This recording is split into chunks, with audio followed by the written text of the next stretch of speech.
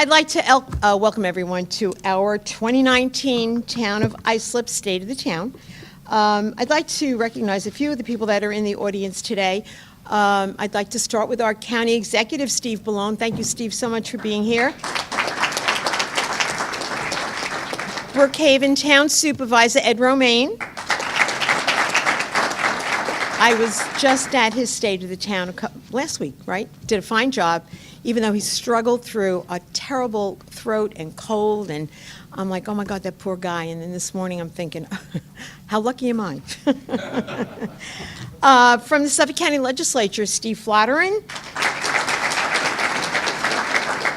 And from the New York State Regional Economic Development Council, Jim Morgo. And on behalf of the Governor, Brian Sapp. On behalf of New York State Senator Phil Boyle, Gordon Canary, a long friend. And Denise Rivera is here on behalf of Senator Monica Martinez. And Sean Himes is here representing Assemblyman Doug Smith. Also, on behalf of Sheriff Errol Toulon, who's been a really good partner, we have Kevin Catalino, who's the undersheriff. And without naming everybody, I really want to thank, we have so many school superintendents here, civic leaders, director of the library, chambers of commerce, everyone that kind of pulls all of this together. Northwell, Good Samaritan Hospital, who are obviously our two major healthcare providers here in the town of Islip. So I thank all of you really for being here today. I would like to now invite Richard Abrams from Islip's Rosie Bohm American Legion Post 411 to please come forward and lead us all in the Pledge of Allegiance.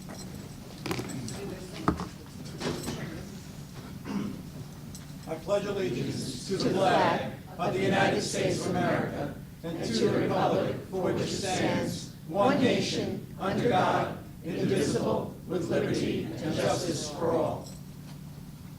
Thank you so much, Richard. Appreciate it. And thank you for your service and all of your members. Now I would like to, actually, you know what? I'm glad you're still standing, and I'd ask everyone to please stand. We are going to have the national anthem, but I also would like to ask for a moment of silence in respect to the recent tragedies that we had, the air crash and the killings in the mosque.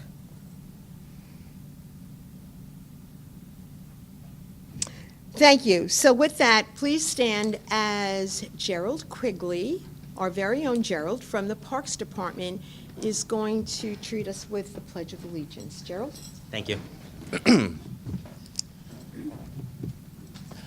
Oh, say, can you see by the dawn's early light what so proudly we hailed at the twilight's last gleaming, whose broad stripes and bright stars through the perilous fight of the ramparts we watch were so gallantly streaming, and the rockets regular, the bombs bursting in air, gave proof through the night that our flag was still there.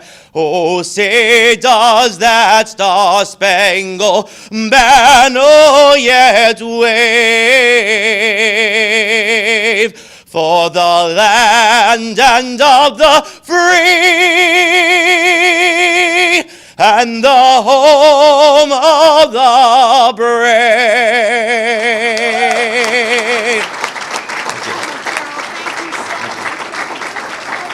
Thank you.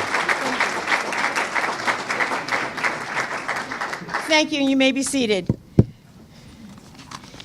Gerald sang the Star-Spangled Banner at our recent hoops competition for 4th and 5th grade basketball players, and it really set the tone. It was really wonderful. He did a great job.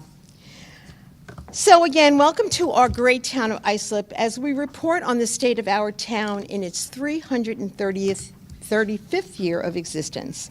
I'd like to begin by saying, as the first woman to serve as supervisor, how very proud and honored I am to be here as we celebrate our history and look forward to our future. In reviewing my past reports as supervisor, I focused on each year's accomplishments by department. I'd like to take a little bit more of a global view this year, in part because it's our milestone birthday year, and recently because I've reached the 4-year mark as supervisor. The past 4 years have flown by. All of us in the town have been very busy, right, commissioners? Staff, very busy. I'd like to begin by thanking my partners on the Islip Town Board on behalf of our residents. The Islip Town Board works very hard to represent all Town of Islip residents. Each one of our Town Board members, Trish Bergen-Whitebroad, John Cochran, Mary Kate Mullen, and Jim O'Connor, work diligently on behalf of all of you, and their efforts show in the progress we have made together. I'd also like to thank 2 other members of our team, our receiver of taxes, Alexis White, who has really embraced technology this past year, and town clerk Olga Murray, who's done an incredible job and has been recognized for the passport processing we do in the town clerk's office. Lastly, and so important to me and to all Town of Islip residents, a very special thank you to our very, very hard-working commissioners and department heads. I know they're on the job 7 days a week, 24 hours a day. I send and receive texts at all these hours, so I know. They're chuckling, it's true. They are dedicated and highly professional. They rise to every occasion in addition to doing their jobs on a day-to-day basis. Let me take a moment to recognize and acknowledge each and every one of them. Our Director of Personnel, Arthur Abadi, Anthony D'Amico, the Commissioner of Public Safety, Ann Danziger, our Islip Town Assessor, J.R. DeCiccio, the Town Attorney, Marty Ballou, our new DEC Commissioner, Brad Hemingway from the Foreign Trade Zone, Steve Kozin, our IT Director, Shelley LaRose Arkin, our Airport Commissioner, Joe Ludwig, our Controller, the Number Cruncher, Bill Mannix, Economic Development, Ron Meyer, our Planning Commissioner, Tom Owens, wearing 2 hats as Parks and DPW Commissioner, Tim Mayer, Youth Bureau Director, Michael Rand, our Purchasing Director, and Caroline Smith, the Director of Public Information. Each of these dedicated commissioners and directors and their deputies and staff work so hard to keep the Town of Islip running at its best for all of our residents. In reflecting on the many successes of our team in the past 4 years, I must start with Roberto Clemente Park, one of our biggest challenges. When I came to the town, we were reeling from the desecration of the park by unscrupulous contractors. We had to act as quickly as law enforcement and regulatory authorities would allow. And certainly it wasn't fast enough for the community, or us for that matter, but we did act as quickly as we could. It was slow at first, but once we established our commitment to the community and the cleanup, law enforcement and state and local regulators became our partners in moving the effort forward, making the park safer for our future. After the orderly removal of 40,000 tons of debris, the park now boasts a brand new pool, refurbished bathrooms and changing building, new landscaping, sunshades, and lounge chairs. Additionally, a spray park similar to the very successful Pirates Cove in Bayshore, hopefully, I say hopefully, should be completed this summer, and a long-awaited skate park now in the design phase. On behalf of all of the residents who will enjoy these new amenities, let me thank Assemblyman Phil Ramos, who provided much-needed state funding. Anyone who says, "I did this," is not exactly being truthful. It is never I. In my 26 years as an elected official, I know it's always we. Staying with Clemente, let me describe a real example of the we. When we were finally ready to open the pool, we had to wait for the county health department, thank you, Steve, to hopefully expedite the final inspection. And they did come the next day. The inspector came the next afternoon. It was a Friday, so we're like, oh, the weekend is here. We want to open the pool. Commissioner Owens and his staff met the inspector on site, And they were able to correct any issues. It was a tree limb that, could possibly have a kid hopping over the fence, so the guys went in there and cut it down real quick. And there was a piece of fencing that we didn't see that was pulled away, and they repaired that. So they were there and able to fix everything right away. We were able to pass that inspection, saving the community from losing more pool days by waiting around for the repairs to be had or schedule a re-inspection. Everyone celebrated, from their offices in the county and the town and on site at the pool. On that day, the we who got it done included both levels of government and 2 town departments working together. Thanks to the different levels of government working together at Roberto Clemente Park, it's better than ever before. It is a gem that the community will be able to enjoy for years to come. I thank everyone, from our governmental partners to our community partners and advocates, who made this success story possible and turned one of the darkest moments in our town into one of our greatest accomplishments. Thank you.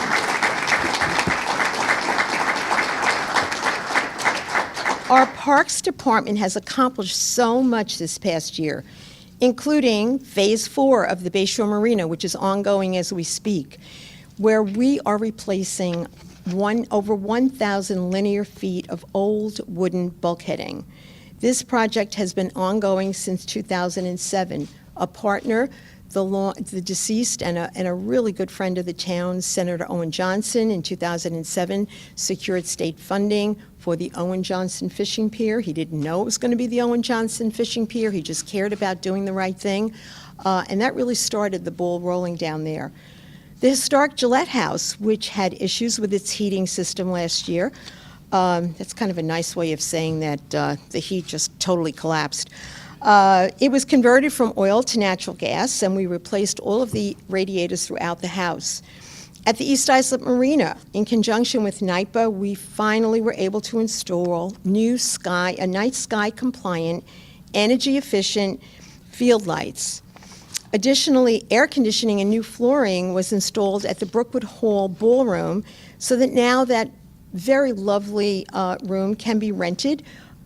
Space, we've had a couple of showers and christening parties there, and at the same time generating revenue for the town.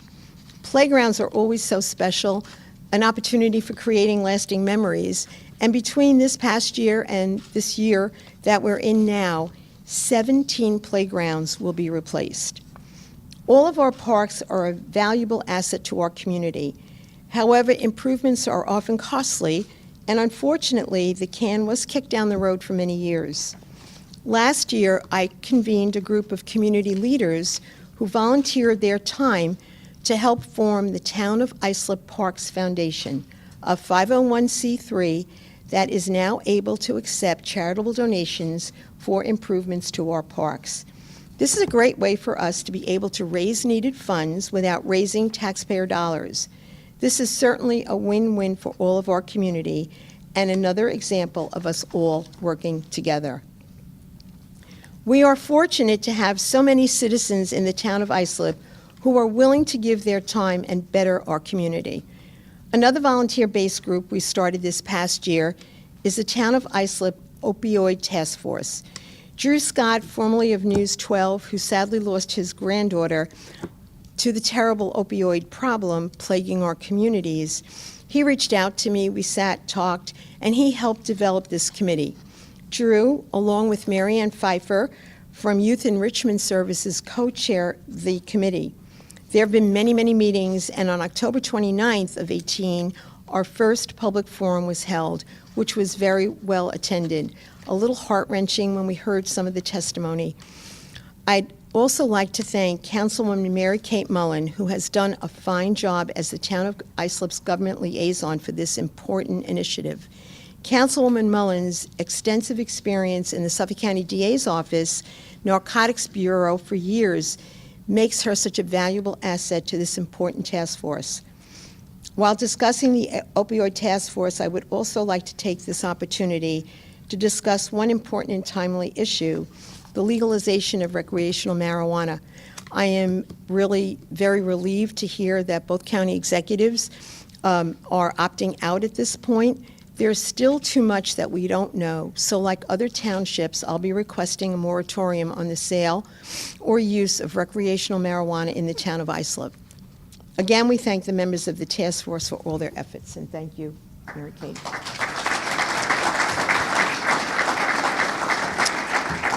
Another one of my favorite success stories is Islip MacArthur Airport.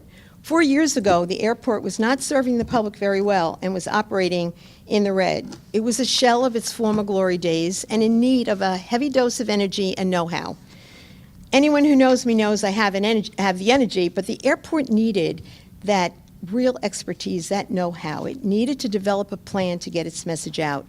The know-how came when we hired Commissioner Shelley LaRose Arkin. She'd previously successfully managed Republic Airport and had served at many other commercial airports over the years and was ready for the challenge.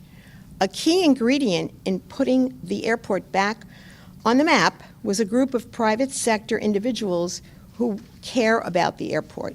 When I first became a supervisor, I found that my passion to bring the airport back to its former position was shared by many prominent Long Islanders.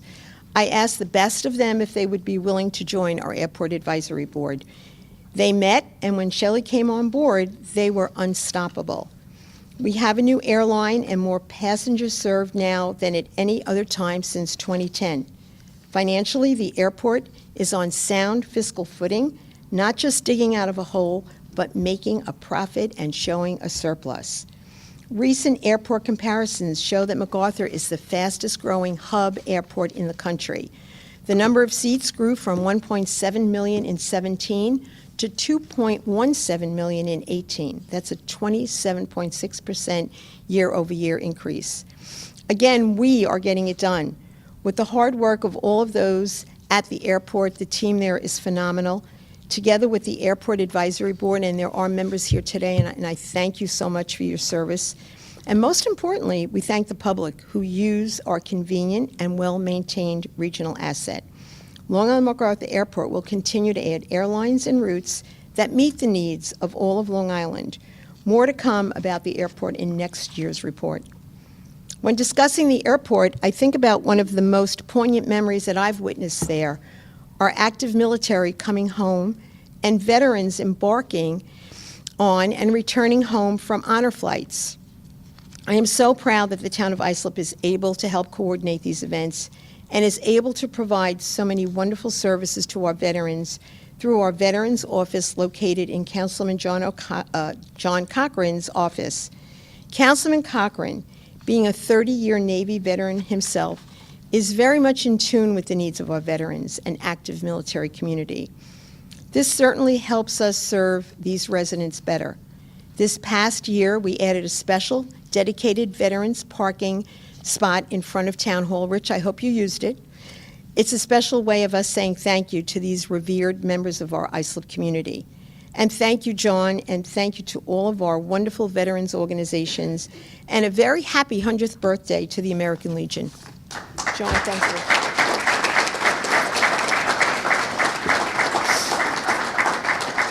Another member of our team, Councilman Jim O'Connor, has also taken up a good cause, leading the Town of Islip Disability Advisory Board. While this group is an initiative that I've mentioned in the past, it's really finally been able to take off this past year under the strong leadership of Councilman O'Connor. He has been a longtime advocate for those with disabilities. The board has had several meetings over the past year and has developed a mission statement, a very important step. The mission of the board will be to serve as a resource to the Islip community by addressing accessibility, seeking equal rights, removing barriers, and promoting opportunities for individuals with disabilities. Again, I thank Councilman O'Connor and all of the members for dedicating their time to this important cause. Jim, thank you. And I'd like to do a special shout out to a former employee of the Town of Islip, worked in the Town Attorney's Office, and she had helped with the Disability Advisory Board, and that's Jerry Athenas, who right now is in Abu Dhabi at the Special Olympics. And the daughter that she adopted, she was a foster child, and she adopted her when she was 6 or 7 years old. Angel is now 32 and competing as we speak in the Special Olympics in Abu Dhabi in powerlifting.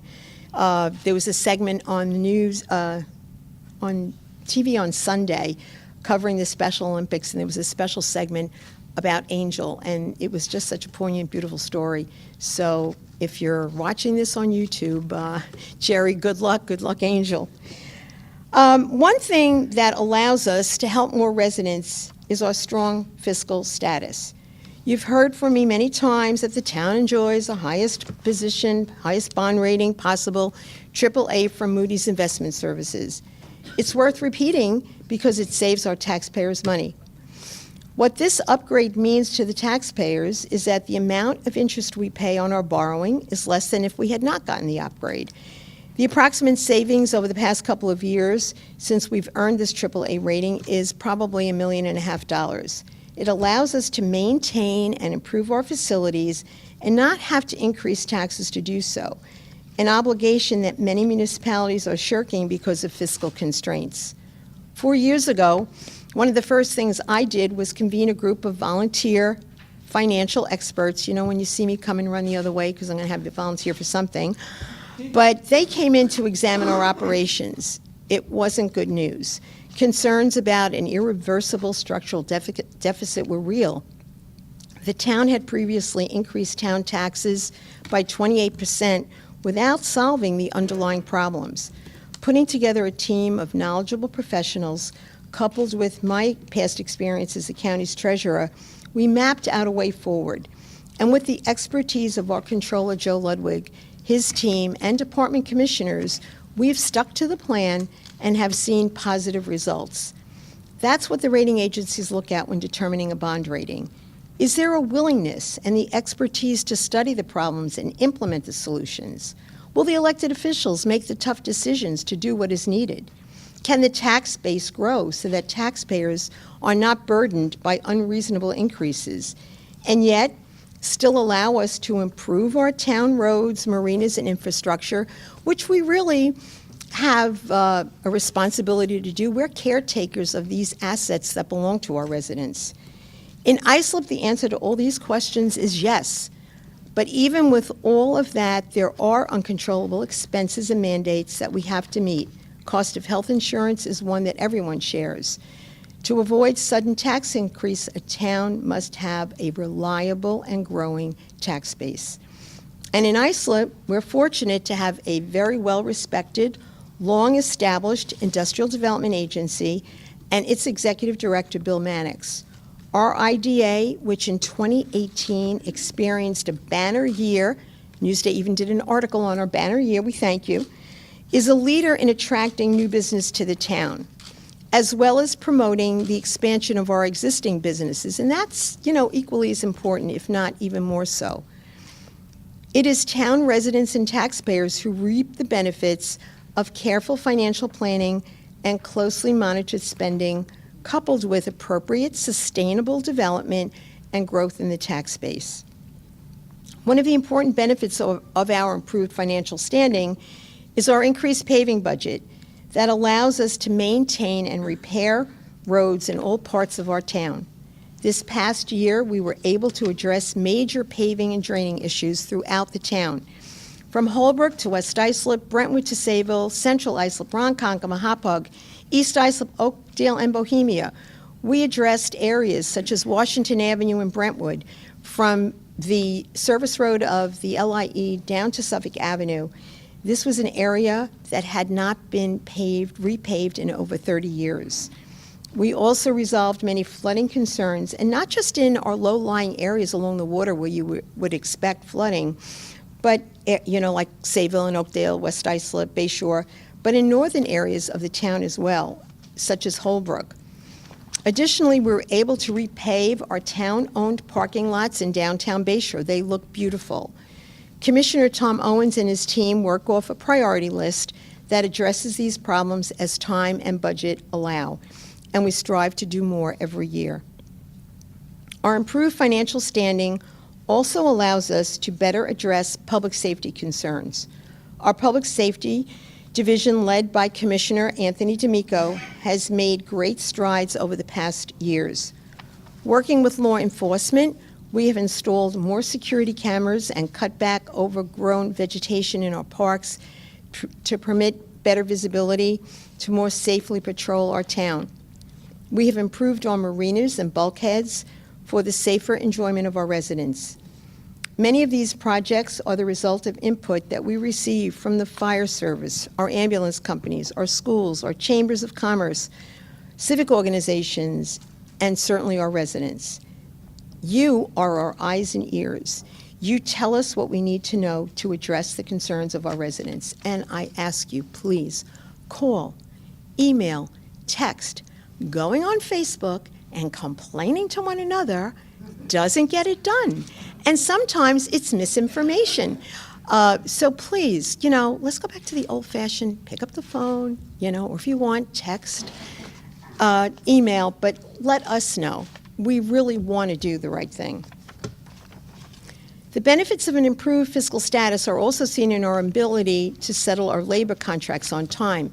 For the first time in at least 20 years, in 2016, the collective bargaining agreement was negotiated and completed before the contract expired. Our employees are our most important asset, and guided by our Personnel Director, Arthur Abadi, and working with our partners at the United Public Service Employees Union, UPSI, this enables us to, as long as we're operating in a fair and equitable way, it helps us to retain our dedicated, knowledgeable, and experienced staff. One of the best things to happen last year for our town was when New York State Department of Economic Development, under the leadership of Governor Cuomo, awarded funding for the revitalization of downtown Central Islip with a $10 million infusion of grant money. The State Downtown Revitalization Initiative program was started 3 years ago. Towns and villages competed for this very significant grant. Islip applied from the very beginning for Central Islip. And even though we worked very hard and Planning Commissioner Ron Meyer and his staff put forth very strong applications, the very first 2 years, the awards went to Nassau County communities. But we didn't give up. Competing with 23 other municipalities, we still felt confident that this was going to be our year. We knew that this was an area of our town that with the award of this grant, it was poised on the brink of great success. For 30 years, the town has focused its efforts, among others, but on the corridor along Carlton Avenue, the demolition of dangerous substandard housing in 1990, and the construction of an award-winning community, College Woods. That started it. That was the CDA and the town working together. At the same time, the county built its courthouses there. Then the state gave the county a grant to construct a minor league stadium in 1994. And that eventually was occupied by our favorite team, the Long Island Ducks, who, by the way, are celebrating their 20th anniversary this year at Duck Stadium. And when you walk in there, you would never know it was 20 years old. That was really a wonderful partnership. A $220 million federal courthouse was not far behind. Touro Law School committed to the resources that were already there and relocated to Central Islip. Developers began to look more carefully at Central Islip to build housing for young people and empty nesters. And with this $10 million grant, the state is supplying consulting services and has engaged the community in the effort. As been reported, there have been many different proposals seeking state funding. We had our final community meeting last night. Now the final pieces are about to fall into place. A once falling part of our town is poised to become a vibrant downtown with restaurants, businesses, and facilities for the arts and recreation that all can enjoy. This is no better example of the power of we. And the county, and I'm glad that Steve is here today, they helped expedite part of what we needed to do when we're addressing the needs of sewers. And I know that you've been a real advocate of that, and sewers aren't sexy, but you have to have sewers in order to have that sustainable development. And we needed to have some studies expedited so that we could make our case with the state REDC to get some of that sewer funding. So I thank you very much for that.